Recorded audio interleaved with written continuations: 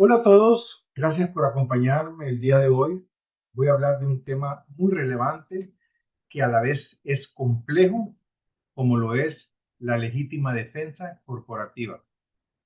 Cuando pensamos en autodefensa, a menudo se nos vendrá a la mente imágenes de protección física o quizás incluso artes marciales o, como digo en mi libro Criminología Corporativa, Manual de Intervención en las Empresas, un alambre de púas y un nido de ametralladoras. Es decir, describir un obstáculo defensivo típico de la guerra de trincheras y los conflictos estáticos de principios del siglo XX. Pues en general, estos elementos formaban parte de una fortificación de posiciones defensivas y era una barrera formidable contra el avance enemigo, uniendo el alambre de púas con la potencia de fuego de las ametralladoras. Pues, sin embargo, en el ámbito corporativo el concepto es mucho más sutil. Abarca tanto estrategias de supervivencia profesional como principios legales complejos. Comencemos entonces explorando la realidad del mundo corporativo. Primeramente, la necesidad de autodefensas en el ámbito corporativo profesional. Es un sueño común vivir en un mundo donde todos son tratados con justicia, respeto e igualdad. No obstante, en el mundo corporativo, esta visión está lejos de ser una realidad. No importa cuán buenas sean las intenciones de una empresa, un entorno lleno de personas compitiendo por dinero y control inevitablemente generará conflictos.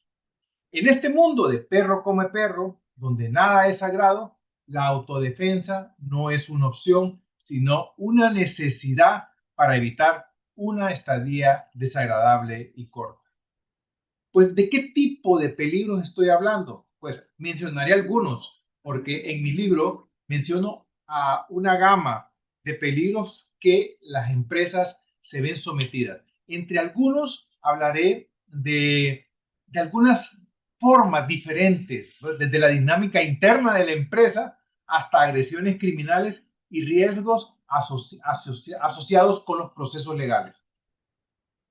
Entonces, los tipos de peligro que enfrentan las empresas y sus miembros pueden incluir dentro del entorno corporativo y las carreras individuales, la inseguridad laboral y la pérdida de empleo, proyectos que se cancelan o departamentos que se reducen, lo que lleva a despidos.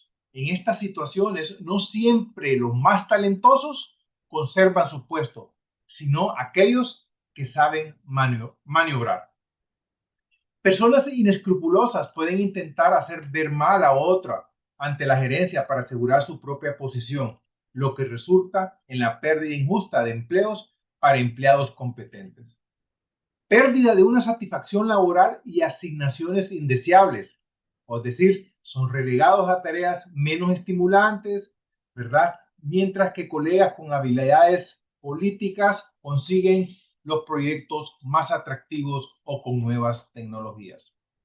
El robo de proyectos o recursos personales en un entorno altamente competitivo como es el empresarial, existe el riesgo que compañeros intenten apropiarse de proyectos e ideas e incluso de suministros de oficina, a los que parecen presas fáciles, que son los primeros objetivos.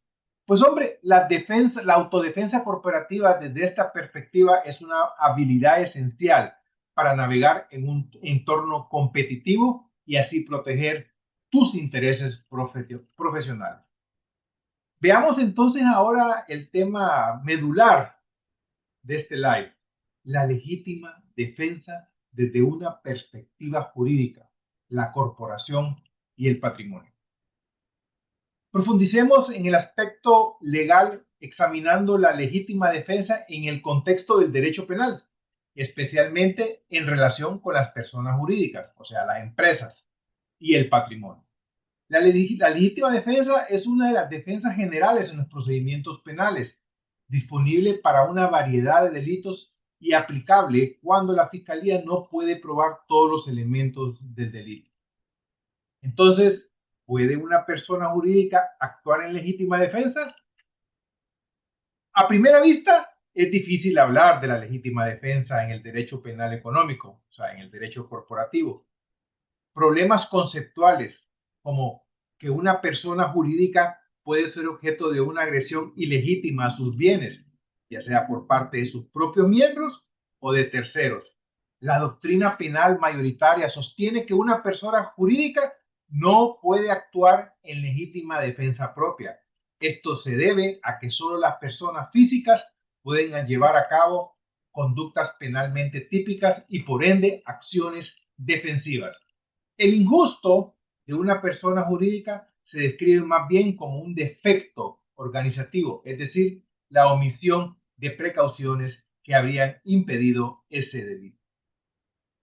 Entre los estados de cosas defensivas, no obstante, una persona jurídica sí puede fomentar una cultura de defensa de sus intereses entre sus miembros y organizarse de manera que estos estén en las mejores condiciones para repeler agresiones ilícitas. Esto podría considerarse una segunda generación de modelos de prevención de delitos que incluiría programas de defensa contra el delito. Sin embargo, esto sería un estado de cosa defensiva en un sentido metafórico, no una legítima defensa ejercida por la propia persona jurídica. La legítima defensa ejercida por una persona física a favor de una persona jurídica, aquí la situación es más clara. ¿Por qué? Porque existe una defensa de terceros, es decir, un miembro o un órgano de una empresa puede ejercer la legítima defensa a favor de la persona jurídica cuando sus bienes jurídicos son atacados. Es decir, la persona jurídica puede ser considerado un tercero en este contexto. Lo voy a ejemplificar.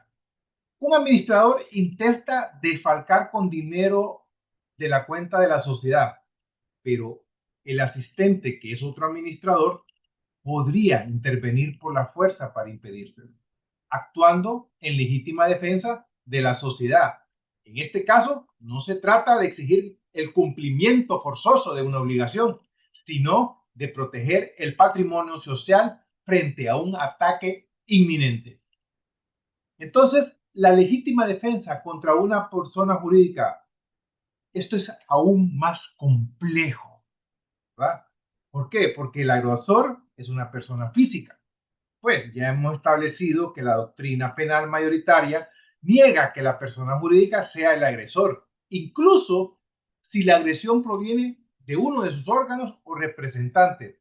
El agresor es siempre la persona física que actúa.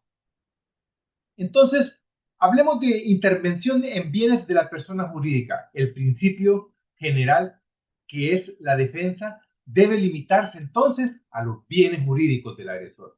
Intervenir en bienes de terceros como la persona jurídica podría justificarse en un estado de necesidad y no en legítima defensa.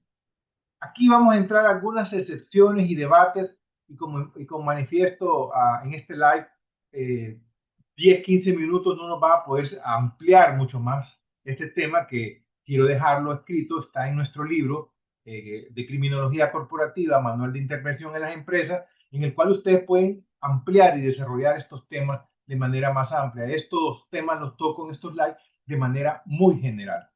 Entonces, algunas excepciones y debates, pues algunos argumentan que si la persona jurídica ha puesto sus bienes a disposición del agresor para el ataque, el menoscabo de tales bienes podía justificarse en legítima defensa.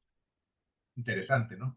Sin embargo, yo considero que esta visión no es del todo satisfactoria, a menos que el tercero, es decir, la corporación, tuviera conocimiento de su uso para la agresión, perdón. Si los titulares de la empresa están involucrados en la actividad delictiva, entonces la defensa podría recaer sobre la empresa como instrumento de ataque. Por ejemplo, si un empresario individual lanza un producto tóxico y se revelan datos secretos para evitarlo. Si la agresión es facilitada por un estado de cosas antijurídico dentro de las organizaciones de la persona jurídica, el agredido no adquiere un derecho de legítima defensa contra ella, sino que nuevamente se remite al estado de necesidad. En cuanto a los derechos patrimoniales y la primacía de los canales institucionales, la defensa no solo abarca a la persona, sino también los derechos propios o ajenos, incluyendo el patrimonio. Es decir, esto incluye algunos derechos de propiedad y posesión, así como los derechos contractuales o de crédito. Sin embargo, la cuestión de cuándo y cómo pueden defenderse los derechos patrimoniales es crucial, especialmente en el contexto de la empresa.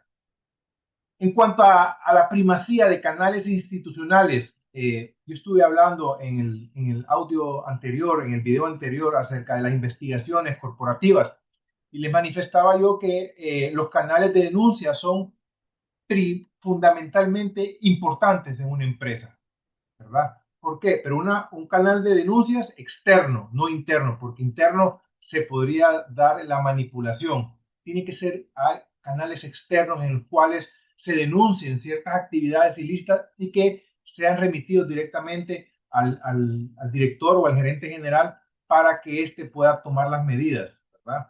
Obviamente, esto es un proceso que hay que irlo formando, que no es algo que solamente de llamar y poner una denuncia. Tiene que haber también el derecho de protección a la persona, al denunciante. Entonces, esa primacía que existe en los canales institucionales como un principio fundamental es aquella exclusión de la autotutela privada, cuando existen canales institucionales también para resolver estos conflictos, ¿verdad? En materia de derechos patrimoniales contractuales. Los derechos de necesidad, incluida la legítima defensa, son subsidiarios a los procedimientos policiales jurisdiccionales establecidos por el Estado.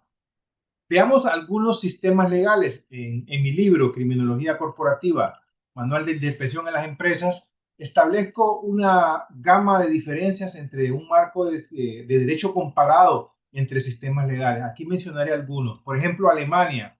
Alemania en su Código Civil, en el artículo 229, permite la autotutela, es decir, tomar, destruir cosas, detener a un deudor fugitivo, si no es posible obtener auxilio de la autoridad y existe un riesgo de frustración de la pretensión. Imagina qué interesante.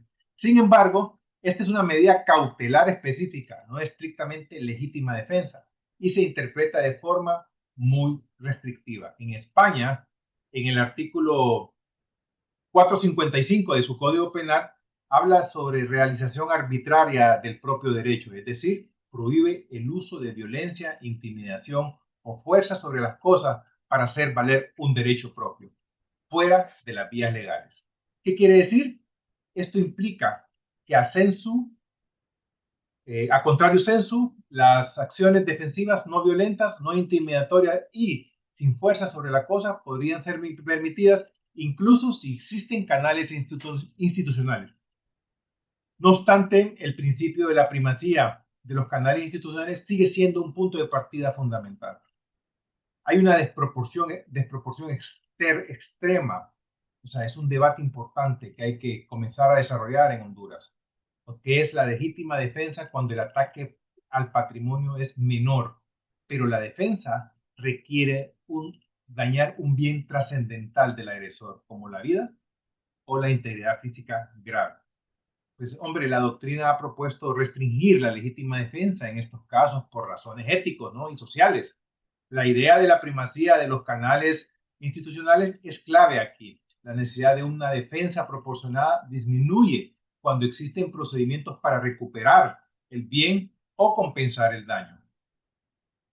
El Código Penal Español, artículo 20.4, permite la defensa de bienes solo si el ataque constituye un delito y los pone en grave peligro de deterioro o pérdida inminente. Esto podría interpretarse como una referencia a bienes que no son reemplazables o como una medida cautelar si la ayuda institucional es inviable.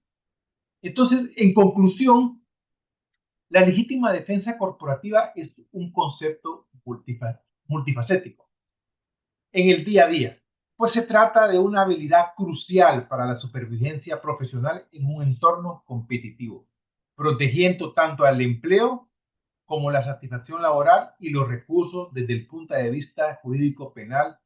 La legítima defensa se aplica principalmente a las acciones de personas físicas que actúan en favor de las corporaciones o sus bienes siendo el principio de la primacía de los canales institucionalizados una limitación fundamental a la autotutela privada, especialmente en la defensa de derechos patrimoniales y responsables. Aunque la doctrina ha debatido históricamente la posibilidad de usar una fuerza letal para defender el patrimonio, la tendencia actual ha influenciado por la mejora de estos sistemas de justicia, abogando por la restricción de la legítima defensa en tales casos, remitiendo a los procedimientos judiciales cuando sean efectivos. La clave entonces reside en encontrar un equilibrio entre la necesidad de protegerse y la confianza en que las instituciones legales proporcionarán justicia y reparación. Muchas gracias.